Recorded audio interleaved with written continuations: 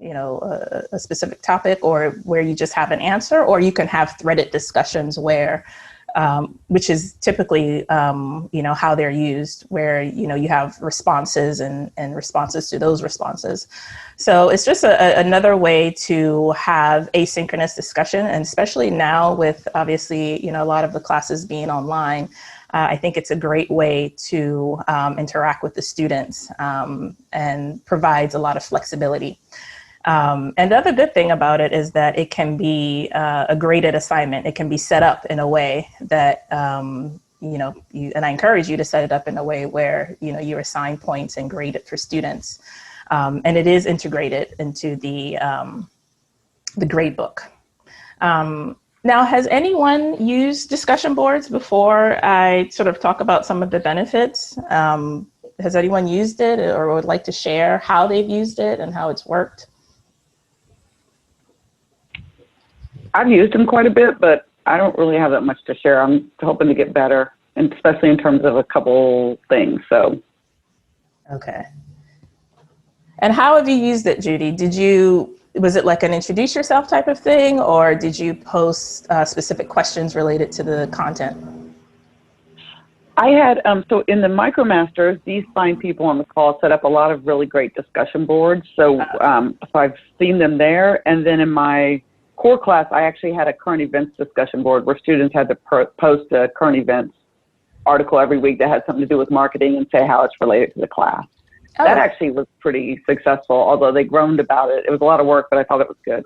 Yeah, that's actually a great way to use it, to sort of bring in some real world examples and incorporate, anything that's relevant going on in the media. Okay.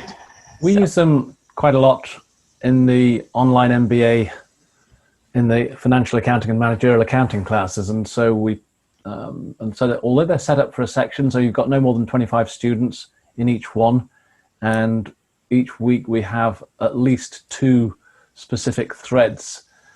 But if you're asking for a discussion, then we say that to get full marks, students have to make at least 2 postings. So you're looking at maybe 50 postings. Mm-hmm. And it's hard. I mean, every time, one of the most frustrating things is that they're a lot of the time, if not most of the time, they end up very repetitive. Because you give a prompt, and if there's a way of actually getting things to move on, it's not clear they can. I mean, it's not like having a political discussion where you can, maybe political discussions get repetitive as well, but and then I'm glad you brought that up, and later on in the presentation, I'll talk about some ways to kind of try to avoid that, get some substantive content and responses from the students. One way is rubrics, and just making sure that they are clear on what your expectations are. So I'll talk about that a bit later. So go ahead. Was someone going to say something? Okay. So in terms of the benefits, I think we sort of touched on some of them. I think, it increases student engagement. Not only is it beneficial for students to interact with the instructor, obviously, but peer interaction has been shown as a great way for students to learn. So they can bounce off ideas with one another. So it's definitely great for student engagement. And then also it's a way to foster an inclusive environment. For whatever reason, when you are in like a face-to-face environment, sometimes students may not feel comfortable, speaking up. It could be cultural. You might just have a quiet student, and the discussion board gives them a chance to participate. And, in a written format, or, even could be video or audio. There are different ways that you can incorporate that into the discussion board. But it gives them an opportunity to contribute to the conversation in a way that maybe they wouldn't have if they were face-to-face. So that's definitely an advantage. And then, of course, it acts as a teaching tool.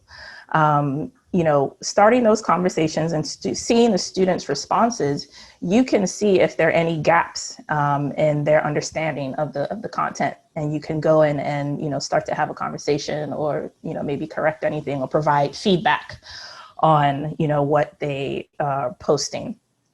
And then you can also model what a quality response is. You know, Stephen, you were mentioning that, you know, they become repetitive. You know, if, you know, you were to go in there and respond and, you know, sort of give them an example of what a response should look like, you know, that will also help them in terms of seeing an example of what you are expecting those responses to look like. And then another big thing, I think, is it helps build community, especially in larger, you know, online classes, or just like larger classes in general. You know, students may feel isolated due to the lack of that face-to-face interaction. And, you know, discussion boards can be a great opportunity to share their personal experiences, you know, their backgrounds, their goals. I know in some classes, that's usually like the first thing they do is like an introductory post, either in video format, and they are just sharing, you know, what they're looking to get out of the class, you know, their backgrounds, their experiences. So that also helps to foster a sense of community and trust, you know, depending on what your content is or what you may be asking them to do later on. You know, if they have to do group work, just getting to know who is in the class with you can go a long way in terms of making them feel like they belong in the class. So that's a good way to do that. And then, of course, you know, flexibility and convenience, you know, with, you know, in the age of COVID and, you know, this pandemic that we are in, I think flexibility is, you know, a huge advantage in that you can set a deadline. Doesn't mean that there isn't a deadline, but students, you know, have time to go in and post on their own time. So, you know, and then another thing too, as well, is, you know, if they're not able to make it to a live session for whatever reason, and maybe you have a class participation grade, you know, that class participation can also be graded through the discussion board, or, you know, through asynchronously. So, you know, that's a good way to sort of get them to, anyone who's not able to come to the live session, there's some flexibility there and convenience that the discussion board allows. Candace, Kazim has a hand raised for you. Yes, go ahead, please. Thanks. Hi, good morning, Candace. Sorry, it looks like I joined 2 minutes late, so maybe I missed. This discussion board is during the lecture, or it is out of the, let's say you finish class today and discussion board is going to be tonight? Yeah, so the discussion board is a feature in Canvas, and yes, it's asynchronous, so you can set it up and have the students you know, submit or participate in it outside of class. It's not something that, you know, you would be doing during class. It's typically done as an assignment asynchronously outside of that live session class is the recommended way to incorporate it into your classroom. Okay, thank you. Sure. So what are some ways that, you know, you can use a discussion board? You know, I mentioned this earlier. Posting introductions is a really popular way of, you know, using the discussion board. So you can ask students to just tell us a little bit about yourself. There's one, I saw a tweet recently that said that where a professor said that they asked students to, because typically you would ask them to write something interesting about themselves. And this person said they asked them to write something boring about themselves. and they said the students loved it. So, you know, it can be used as an icebreaker, so to speak. So that's a good way to do it. And again, that builds trust and it builds community. And then obviously you can frame a debate around a specific topic. You can, you know, even split the students up into groups and have them, you know, take a particular side of the debate and, you know, discuss a particular topic around that. So, you know, that's a great way to use it.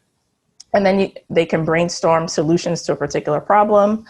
You know, Judy, you mentioned, you know, asking them to provide an article related to something that was relevant to what was being discussed that particular week. You know, that is a great way to you know, incorporate discussion boards. And then another good one too is for peer feedback. So if you have projects, you know, ongoing projects, and, you know, you want them to sort of give feedback to each other, the discussion board is a great way for that, for them to be able to, you know, look at each other's work and, you know, give each other feedback on it.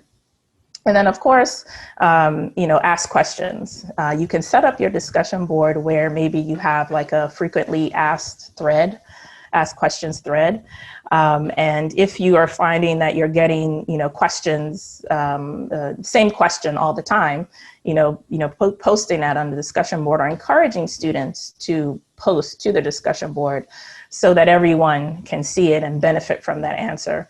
That is another great way of using the discussion board. And again, you have that flexibility in that, you know, you can tell them that, you know, I will typically check the board maybe, you know, twice a week, 3 times a week. And so be sure to, you know, post your questions there. So that's another good way to use the discussion board.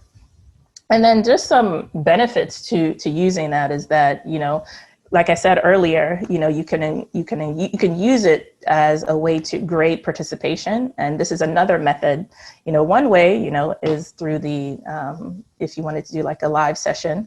But again, if they're not able to make it to the live session, having like a low stakes assignment, you know, where they're maybe having to post an article or something like that, you know, that's a good way to you know, provide more opportunities for them to participate in the classroom.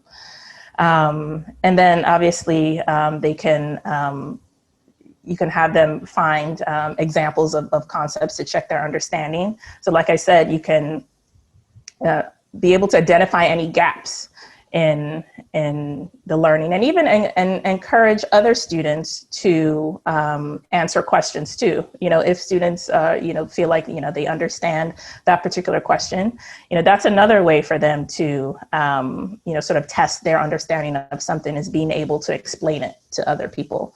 So I would even, you know, encourage other students to jump in and answer questions if they know the answers to those questions. So before I move on, do you have any questions? Let me check the...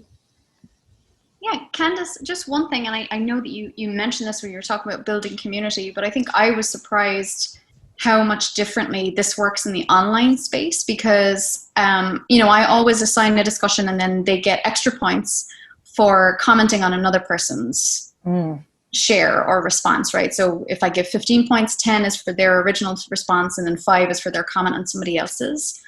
And you mentioned about sort of those quiet students, and I noticed some of my students were really empowered when their student colleagues, right, quoted them, even though they hadn't met in person. And, you know, so it was a moment of, oh, actually I commented on, you know, Judy's comment, and I thought it was really great because she said, you know, and then Judy would speak up to say, oh, you know, thanks for mentioning that. Yes, I found it really interesting, and sort of elaborate. And I was surprised really how effective it was in building community. It was really quick how that happened once they were commenting on each other's, because they seemed to remember each other's name in a way that they might pick up in person over time, but because it was all online, they were able to sort of reference each other faster, which was a great success for the online space. So thanks for mentioning it. Yeah, thanks for sharing that. That's great. I had a quick question. Mm-hmm. Yes, so what's the experience if it's not graded, but for now the students are so isolated, where you could just post things for students to chat with each other, get to know each other? Is that also an option for ungraded, or if it's not graded, do students tend to not get, you know, involved with it? I mean, I would encourage you to still do that, but I will say that, I mean, and it also, I think, depends on, you know, what it is. If it's something that you feel like, you know, is like a hot topic, they may, you know, participate in it even though it's not graded. But, you know, we have found that when it's worth something, and it doesn't have to be worth a lot, you can just make it, a couple of points, it could be a low stakes thing, to just encourage them to participate. But yes, I mean, you can definitely make it non-graded, but if you can maybe add something, to that, that's sort of one of the tips that I have on the screen right now, is making it worth something. You do tend to see that they participate more when it is. And also making it relevant. I think that's also important, making it relevant to the objective, the learning objectives, the content in the course.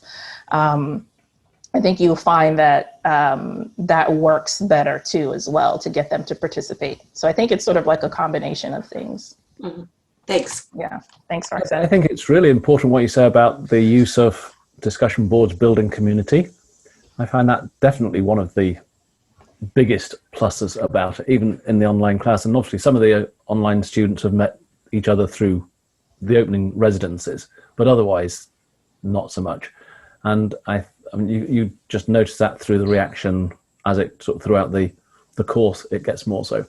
But also in the undergraduate courses, I set up discussion boards coming into every exam, and in fact for the homework, and just generally to say, if you've got questions about the homework, questions about anything, don't email them to me, post them to the discussion board, because the odds are if you've got the question, somebody else in the class has it as well anyway, so I can answer it there. And when it's coming up to other times or homework times, if you know, if you can answer the question before I get to the discussion board, then please do so. And certainly when it's sort of ambiguities in test bank questions and that sort of thing, or questions I've written, then I mean they do respond to each other, and so I think it really does help on this building community aspect. Yeah. So I guess that's what I was thinking, because I already have a lot of online work and graded assignments. I don't want to overwhelm them, and I've already designed the course, but I was just wanting to experiment with discussion boards. And, just having something like, what did you watch this summer? Or what, just something that we would casually be talking about that's not graded. But I'm concerned, I don't want it to go off into, something not appropriate. So I would want to post something that's relevant to the class. And I guess I just kind of see the range of options. But because the students, I have 3 large sections of undergraduates, and it's really hard to build community for them. And I don't want extra work at this point for them, but if there's a way to throw something in there. And I like your idea of, before the test, have a question. So it's kind of more a group office hour as opposed, and a safe place as opposed to, oh, here's another assignment I have to do.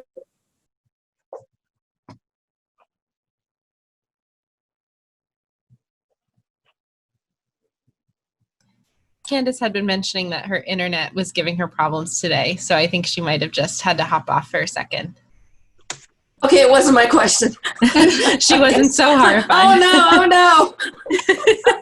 So while we're waiting, anyway, that was just the thought I had. So I'll listen and see for suggestions, because I just really want to make sure the students feel connected. And a lot of undergraduates never turn their cameras on, so it's really a challenge. Yeah. So while we're waiting, I wanted to mention I'm working on, it says Darren's talking. Sorry, Darren, am I talking over you? No, go ahead, Brandy, go ahead. Oh, okay. I'm working on putting together a collection of sentence starters for responses that you can share with your students. And some of those I'll be putting that together. Some of them are like, if you're trying to build on their idea, you can say yes, and another example is, you made a good point when you said blah, blah, blah, or, well, you said this, but have you also thought of that? And you can supply a list of those to your students, so that they stop going to discussions and saying, I agree, enter, right? Because I agree is not thoughtful enough to continue to keep a discussion going. So as soon as I get that put together, I'll get it up on our site. Yeah, that's a great idea, Marnie, actually. And Roxanne, what I was going to say was that you can also do group discussions, right? So that they can work as groups and together. If you're kind of talking about, you have such a big body of students, but that that sort of a few of them are doing a project together, you can assign them a discussion board where they interact with each other. And actually, Stephen's idea is a good one, and I know a lot of faculty used it last year because there were so many questions that were repeated, right, in your email, that just sort of kept coming up over and over again. And so it's a really good idea to be able to say, oh, if you're comfortable, post this to the big Q&A session, right? Because if you've got a question, chances are the rest of the students have a question, especially if it's about not a personal grade, but about an assignment or how the assignment works. So that's something that you can definitely do. So Candace said she's retrying to join us. So what I'm going to actually do is see if I can find her slides in the meantime, just in case, but hopefully she'll be able to join us back in just a minute. Oh, so I have a question. Yes, Anna, go ahead. How long does the discussion board last? Do we put time limits on it, or does that depend on how you use it? So for instance, if we set up this group discussion, that should be open-ended until the end, right? Yeah, absolutely. So what you can do is, if it's graded, you can obviously put a deadline of sort of, you're going to get your grade by X date. But unless you hide the discussion, it will continue to be available for them. So generally speaking, if you pop up a discussion that you say is for collecting questions or for groups to work together, they can have that for the entire semester. As long as they have access to your course, they'd be able to see it. And then if you don't want them to, you can just hide it. So make it unpublished or unviewable by the student view. Mm-hmm. Does that answer your question, Amna? Yes, thank you. Okay. Candace, it's all yours. Welcome back. Yes, so sorry, guys. I was hoping that, didn't happen, but it did. So at least it's out of the way. I got kicked out, so sorry about that. But Q&A, so it was fine. Okay, great. I think, Roxanne, you were talking about, wanting to test out, the discussion board, but maybe in not necessarily having a grade associated with it, right? And I think Yes. what Stephen was saying was, about maybe having frequently asked questions or questions about maybe some of the content. That might be a good way to start off. One could be like an introductory post where they introduce themselves. And then another could be sort of like a general questions. Maybe you have questions related to a thread related to the readings, or maybe something related to, an assessment or exam or something like that. But maybe introduce yourself type of thread might be a quick, fun icebreaker way to start off that. Okay, yeah, I'll give that a try, because Monday's Labor Day and it's a Monday class, so it'll be 2 weeks since I even saw them, so right. I have to reintroduce. I think that's a good idea. Yeah, and maybe they can share what they did on Labor Day or something like that on holiday weekend. Thanks. Mm-hmm. So, okay, great. So I wanted to share some tips on how to manage a discussion board. And we've touched on some of these, but I think, it's obviously worth going through them again. One big one, I think, is, creating challenging questions. And with this one, you really want to encourage them to think critically. And one of the ways you can do that is by creating good prompts and good, questions. So you want to avoid, obviously, the yes or no type of questions. You want to, encourage them to, do things like explore and analyze and compare. And I actually have a table here that I'll show you. And, it's split up into these 3 categories to help them stimulate different, kinds of thinking. So, it has convergent thinking, divergent thinking, and then evaluative thinking. So, obviously these are going to encourage them to think deeper, why, hows, and what ways, imagine, predict, suppose, what are some possible consequences to things, defend, that's we talked about that earlier in terms of a debate, taking a side with something. So you really want to put some thought into the questions that you post, because this will help in the responses that you get, so that you're not just getting the yes, I agree, or no, I don't agree. You really want them to go deeper. And as I said, we'll talk about, rubrics in a second and how that can help with, their expectations.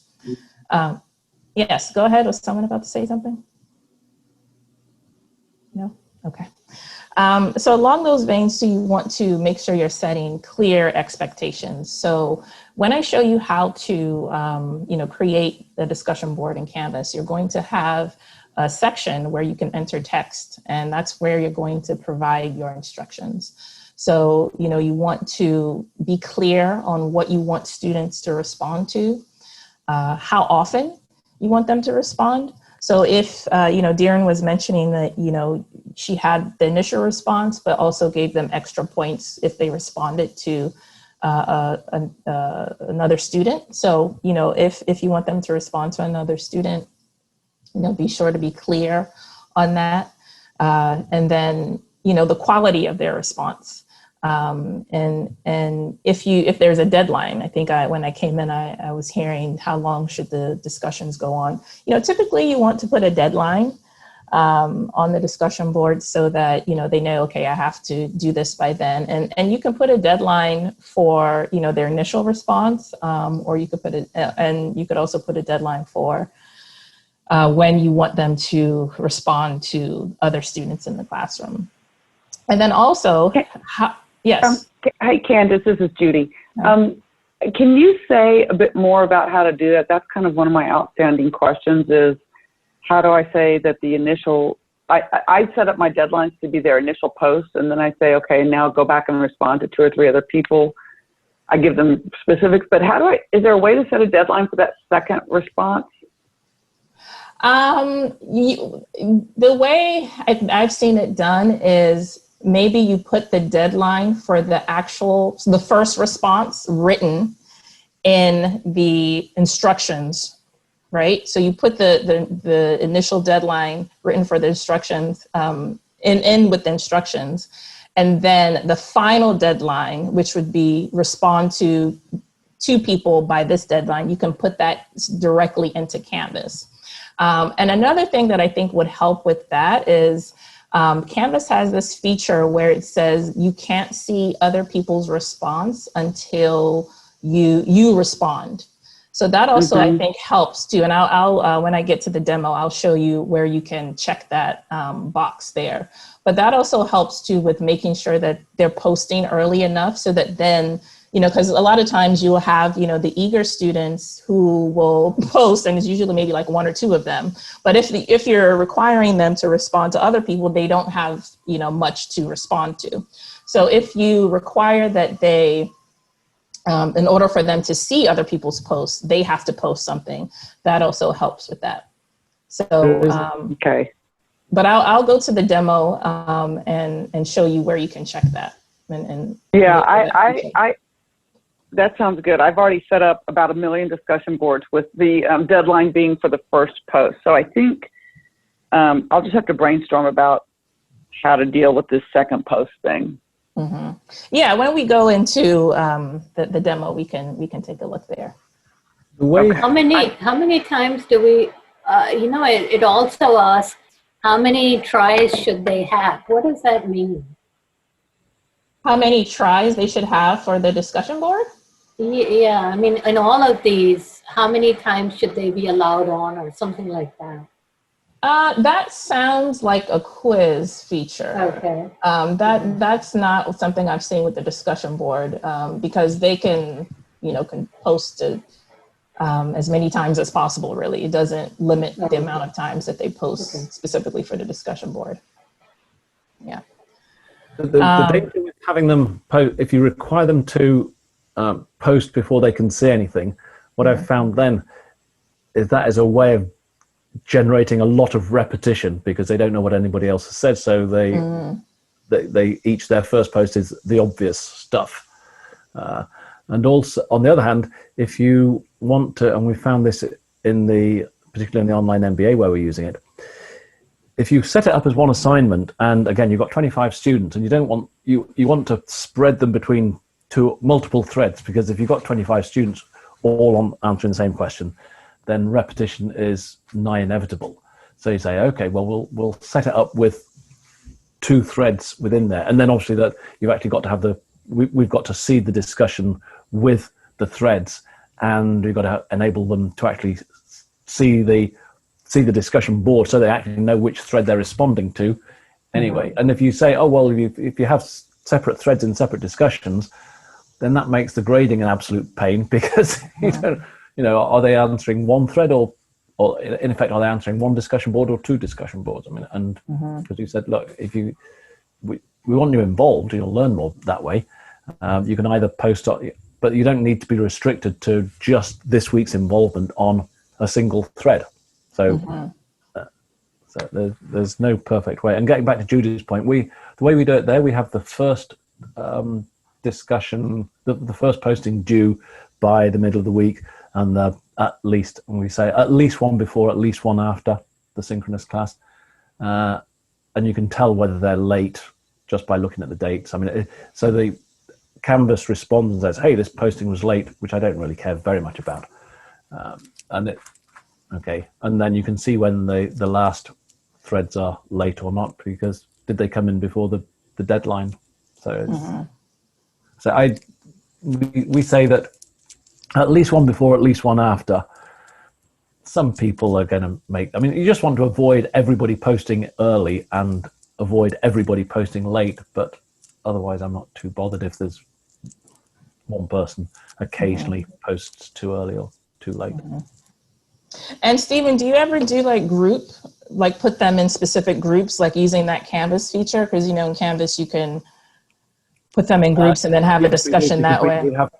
And that, again, is problematic because we set up the online MBA sections. Obviously, generally instructors there are teaching two sections, one at 7 o'clock and one at 8:45. But it makes far more sense to have the Canvas, them all together, because most of the announcements are in common. But then you say, okay, so now obviously you want the discussions to be set by group. And then you can't do a student view because you can't see what the students can see. So that's why we've actually had problems in the past. We weren't aware of the issues that the things weren't set up properly, because you, as the instructor, you can't actually get to see what the students see because you're not a student within a group. And so we didn't actually know that what the students could see was set up incorrectly.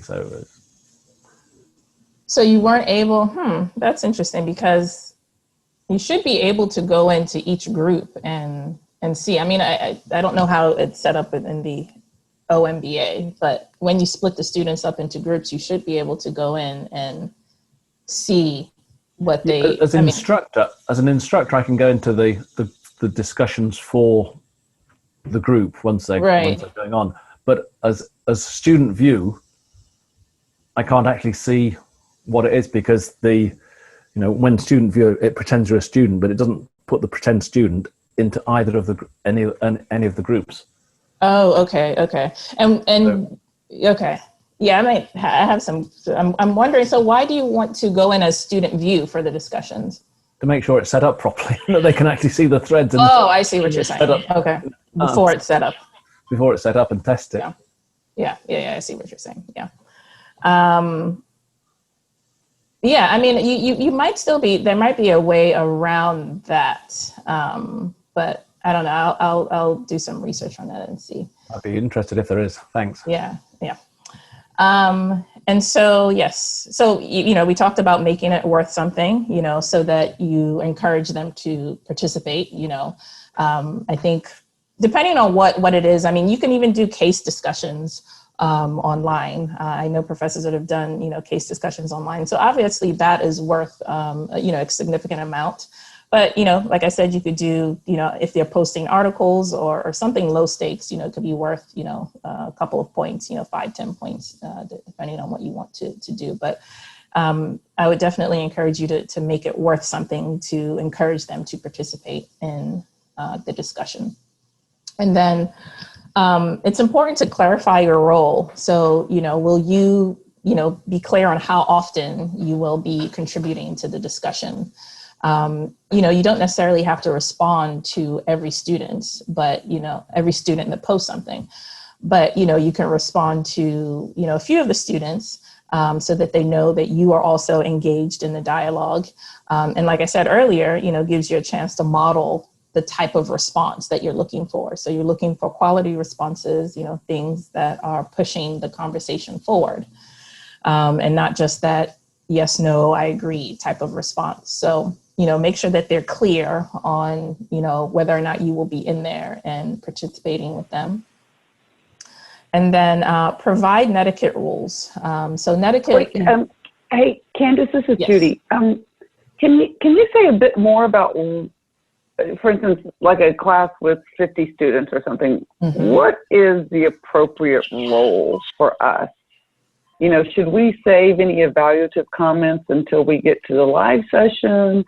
Or should we say, hey, great comment? Or should we only correct things that are wrong? I find that I at first start out very selective, and then I start to feel guilty, like, oh, I'm paying this student more attention than that student. So then I start writing these repetitive comments to everybody, and then I get completely bogged down, and I never want to have a discussion board assignment again. Yeah, I mean, any tips?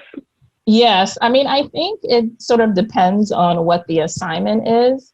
If it's sort of something like, a case discussion, your role could be to challenge them on, things that they are writing in terms of, their response. And like I said, yeah, with 50 students, I think, that is definitely a lot. And you want to, if it is a quality response, you definitely want to give them that feedback, and tell them why you thought that, it was a quality response.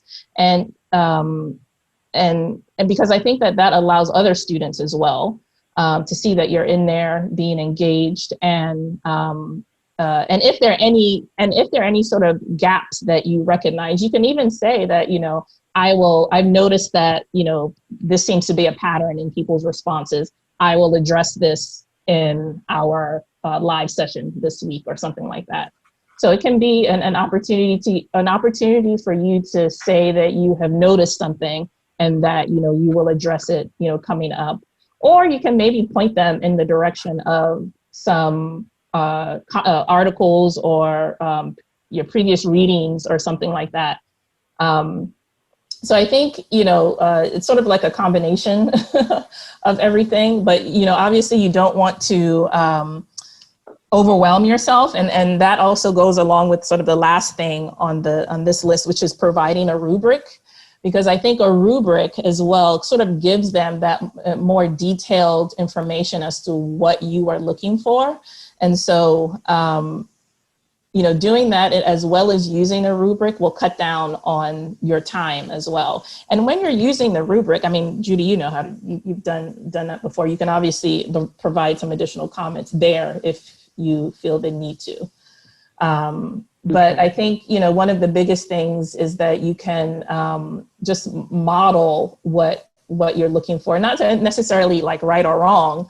I think the right or wrong part could come in when you are in that live session, sort of saying, the things you notice. And I think that's that's a good way to do it. It's like, if you sort of scan through and see if you notice any patterns, you can talk about it during your live session. That way they know that you have been, you're aware of what the conversation is in the discussion board.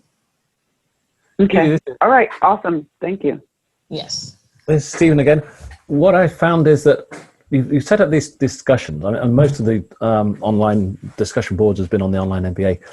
With the best will in the world, the students are not going to read everybody else's post. I mean, they go on for pages and pages and pages.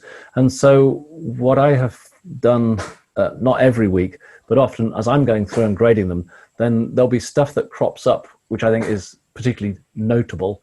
And so at the beginning of the next week's synchronous class, I've spent sometimes up to 10 minutes going through the discussion boards and actually calling out students in the class to talk a bit more, because that most of the students won't have actually read this valuable point that that you think is actually worth highlighting. Right. And they've actually, I think they found that actually, the professor read my post. Right. So they feel pretty good about themselves anyway. And it helps them. I think that they realize that we are reading it and take it into account. So the biggest danger is that you could easily spend 15, 25, 30 minutes doing that, and there's just not enough time in the synchronous class to give it the time it warrants. But at least I think it's worth a little bit of time. Yes, absolutely. Thank you for sharing that, Stephen. That's a great point. And also, along with the setting clear expectations, if you're not looking for these long, drawn out, responses, put a limit. Maybe say 200 to 300 words is what I'm looking for, and again, that rubric will help clarify what you are actually expecting in that, so it's not going on and on. But I love that example, Stephen, of you sort of calling that out during the live session and talking more about it. So like you said, it lets them know that you are paying attention to what's going on, even if you can't respond to everyone in there. You're sort of going through and pulling out some notable comments that you saw. So I think that's a great way. And then sorry, Candace. I think that what's really great about what you're all sharing is that your approach to discussion can evolve, right? So at the beginning of the year, I give heavy feedback. It's long, it's detailed, it explains what I'm looking for, it clarifies my expectations. And then sort of as I move to the next session, I do exactly what Joshua mentioned. So I'm sort of like, ooh, this is coming up a lot. I'm going to pin this response. And then I'll expand on it extensively in the live session. And then as we get towards the end, they have a much better sense of what kind of grade they're going to get for their contribution. And I might still call out a few great ones or a trend if there was like a gap in understanding, like a common error. But you can, I would always say go heavy on discussion feedback at the beginning if you're going to measure discussions a lot. But just remember, like it's not quite the same as sort of assignments, right? You can change your approach throughout the year with discussions where you let them know what's expected, you highlight people that are doing well, you look towards trends, and by the end, it might be just something you spend 5 minutes on, where you say, lots of great posts, I love the articles you shared, just want to highlight one here in particular, and then you can move on. So it can take up less and less of your instruction over time. Sounds good. Great, thanks for sharing that, Darren. And then the other important point is netiquette rules. And, netiquette, if you're not familiar with that term, it's referring to a set of rules about how to interact online. And so it's important for students to understand, that, what your communication expectations are. And so, and we have we have a list online on our website, the OTL website, that provides a list of netiquette rules that you can, provide to students at the beginning of the class. And it is in our syllabus template as well, the sort of blurb about netiquette rules. So obviously you want students to be respectful, it's okay to disagree, but, don't be rude, no bullying. And that's sort of, the things. And if there are, any other rules that you feel are important for that particular class, you want to make sure that they are clear on that. And that just goes for, the online classroom in general, not just the discussion board. So just make sure that they can find that easily, either through their syllabus or somewhere on the website. And then the last thing, as I mentioned, is sort of the use of a rubric. And the rubric, obviously allows them to be clear on the expectations, what sort of responses you're looking for, the quality of those responses. And then it also, helps you grade consistently across, all of the students that you're working on. And so, I definitely encourage you to use a rubric. And, they can be flexible. I know that sometimes you might feel like you're being constrained, but, you can tweak them to make them your own so that, they reflect the things that you're looking to assess. And I do have an example of a discussion board rubric here. So, your criteria can be the quality of the post, the relevance, and then responses. So if you're requiring them to respond to other students. So this is sort of an example of a discussion board rubric. And if you're interested in maybe this particular rubric, maybe put something in the chat or email us after, and we can provide you with this rubric and get it in your classroom if you're interested in using it. So, and like I said, it just cuts down on time as well for you. So, and it's just, you know, a way to set very clear expectations for the students. Has anyone used rubrics before for the discussion board specifically? Just a quick note, Candace, for folks, so after these webinars, we send out a full list of resources, so we'll include the discussion rubric in those resources. What's the best way to get, so one of your, who was it on your team? Somebody very kindly put this rubric, it was Alexis, put this rubric in my course, and then I tailored it a little bit to my needs. Is there, I know that when I go to try and find a rubric in Canvas, it gives me like just way too many classes because I'm stuck in all these ancient OMBA classes from a million years ago. Is there like an OTL class that has all the rubrics that we could go shopping in or something, or what's, is there an easier way? I hate to ask you guys every time I want one, but I will do that. I don't, and correct me if I'm wrong, if someone else is on the call, I don't think we have one particular class that has them. But I don't know, that might be something for us to think about, to have a repository somewhere. Yeah, I was going to ask Darren if we can share it because there's a way to share it on the school level or I love that. Business school level. So I was going to talk to Darren about it if she's willing to share any of those rubrics that she has like on her documentations.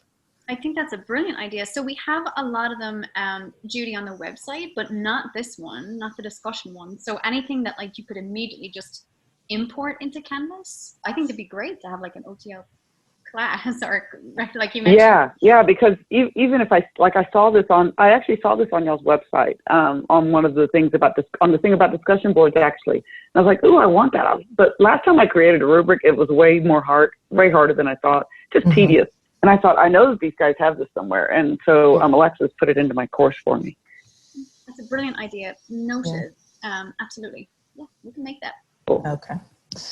All right. Well, before I sort of get started on the Canvas demo, do you have any other questions or comments or things to share?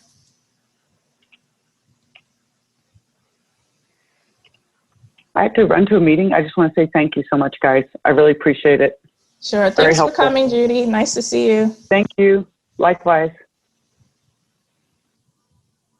Okay, so I'll go ahead and get started. So this is my sort of dummy Canvas sandbox site. And so it doesn't look like my discussion board on the left navigation panel is enabled. So if that's the case for you, what you want to do is go to settings and then click on navigation there. And then you want to find discussion. I miss it.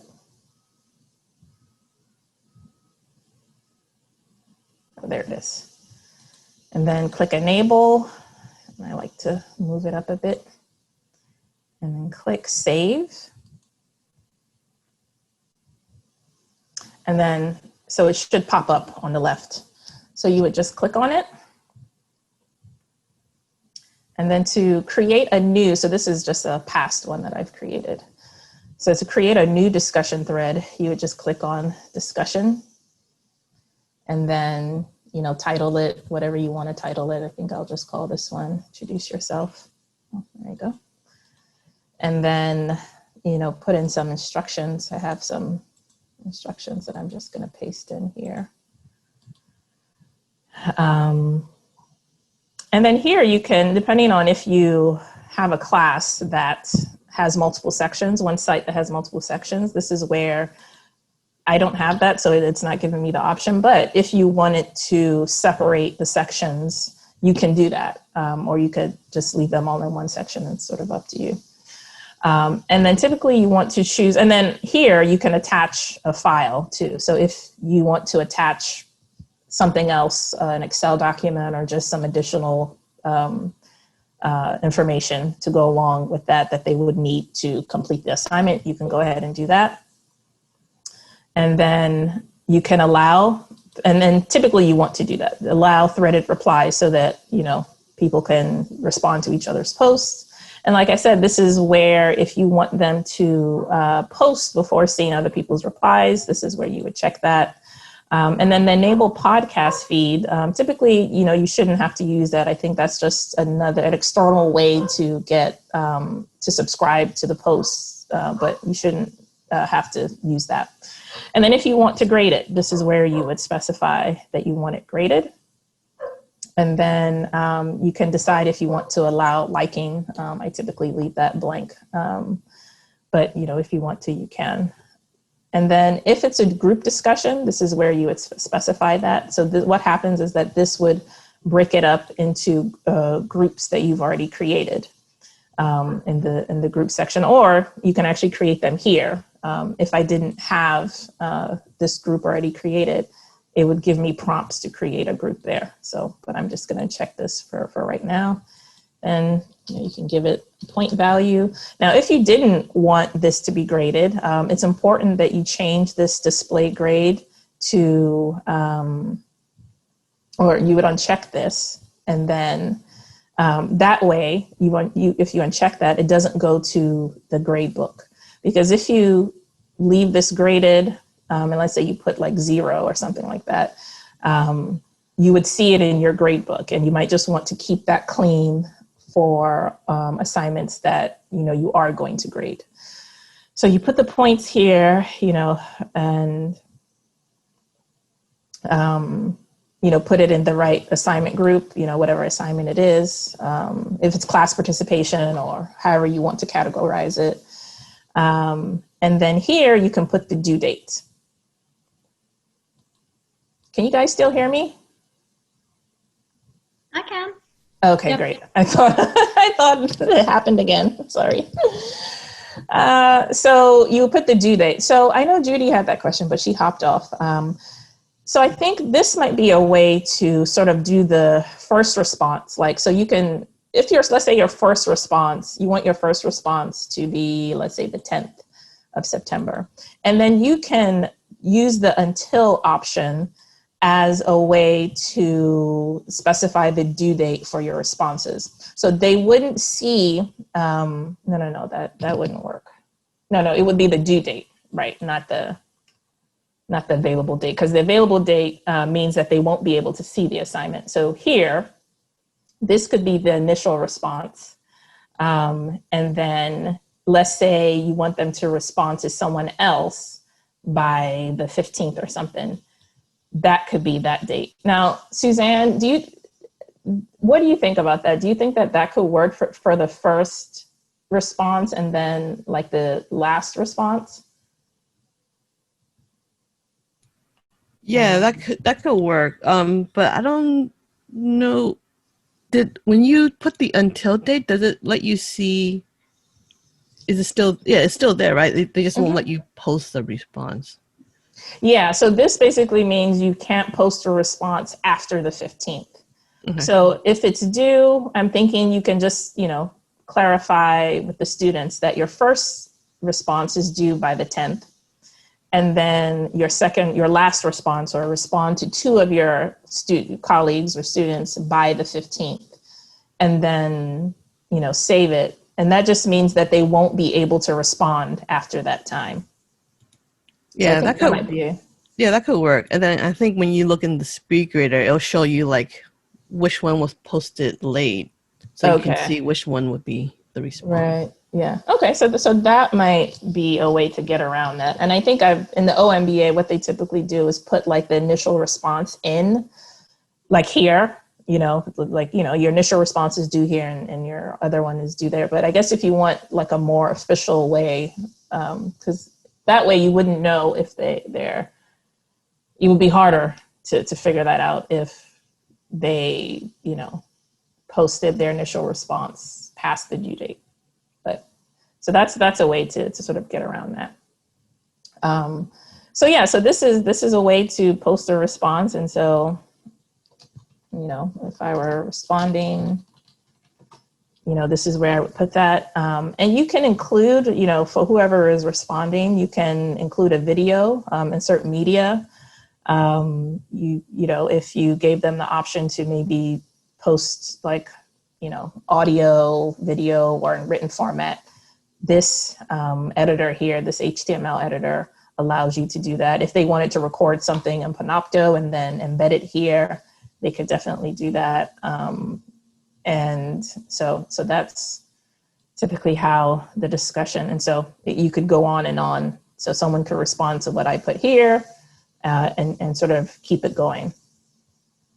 So are there any questions about how to create a discussion board post or anything related to creating, or anything, in Canvas related to the discussion boards?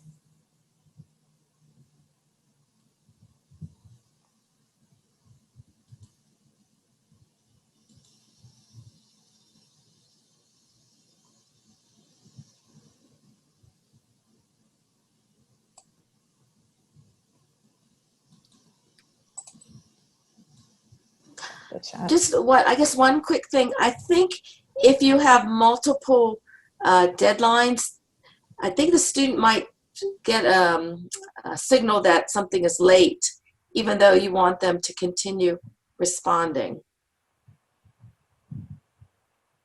So you're saying for the first due date, that they would get something saying it's late? I guess I'm asking, but I'm thinking I've seen that happen before when I've tried to do that. So I just let students know you can turn things in even though it's late. But I think what happens when you set that shows up on the students' calendars in a way. So you just have to be clear so they know you want them to respond a second time, because I think they'll think it's late.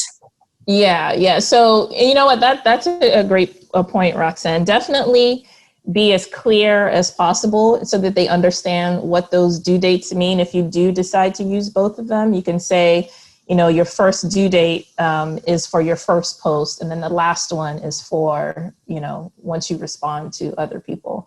And yes, those due dates will show up on their calendar under the to-dos. So yes, I mean, like I said, as clear, there's no such thing as, providing too much information when it comes to the instructions and what you're looking for. So yes, I would definitely try to be as clear as possible. And you can put that information here as well so that they understand that. Thanks. It's not ideal, Roxanne, but if you're concerned a lot of your students would feel that way, you can change the due date that night. So for example, if you have a TA, you could have it set that it's due today now, September 4th, but they have to respond to each other by next Tuesday. And so when September 4th at whatever time was your deadline, 12:59, you go in at 12:30 and change the deadline to the next Tuesday, and then put up a reminder like, hey, you have until next Tuesday, right? Like Candace said, really clear expectations written in saying, you have to do this by this date. You might get a preliminary grade or some feedback. Then you have to do this by this date. But you can change it if you're worried of how they would respond to that late assignment signal. Because I know it goes red in their grade book, and they really don't like that. Right. Yeah. So that could be a way to do it. Just have one. They go in and say, all right, your next one's due, and do that as well. Okay, those are all good ideas. Great. Any other questions or feedback, comments? So is everyone going to set up their first discussion board? Absolutely. Darren is sold. I use them all the time, but I suppose it's so funny because we always give this advice about clear expectations, but I realize I've never put in a word limit. Okay. I've never mentioned that, and I have given students feedback about too long and too short. But sure, how would they know if I don't tell them what I consider to be sort of an optimal? Right. Yeah. I have given them prompts such as, so I might have them first report on a topic or a big theory or a concept. Then I'll have them find an article the next week, but on the same concept. And then the following week, it'll be, okay, now explain this concept to, you know, your granny or a young child who doesn't know anything about this. So I do like using the discussions in a way that fosters sort of the same knowledge, but testing them in different ways so I can make sure that they have the real skill and the real ability to be able to sort of translate it and use it and teach it, which I like. But I definitely am going to do the word limits. I think that's something that they probably would love to know. Yeah. Yes. I like that though, that you said that you get them to explain it to their granny or their like a 5-year-old or something like that. That's a cool way to, I mean, that's obviously a good way to test whether or not they understand something. But, you know, I haven't seen that sort of a question and discussion board, but makes absolute total sense. Yeah, and it takes the burden off them to keep everything academic, right? Like the language, the academic in their response. They're not so worried about like spellings and the writing, and all that piece goes out the window, just trying to get it across, which I like. Right. And you can really see in their own words how they would explain it. Yeah, that's really cool. All right. I think if folks don't have any questions, we can certainly close it off. We'll still be here if you have individual questions. And Candace, thank you so much. This was amazing and so clear and concise. We're going to share all of the resources with you folks either this evening or it'll be Monday. Monday's a celebration, so maybe Tuesday in that case. But if you have any questions, obviously stick around. If you don't, you feel free to hop off. Yes, and this presentation is a one-pager. It's based on a one-pager that's already on our website, and Darren will include that as well. So if you just want one concise place to find all this information, we have a one-pager that has it all.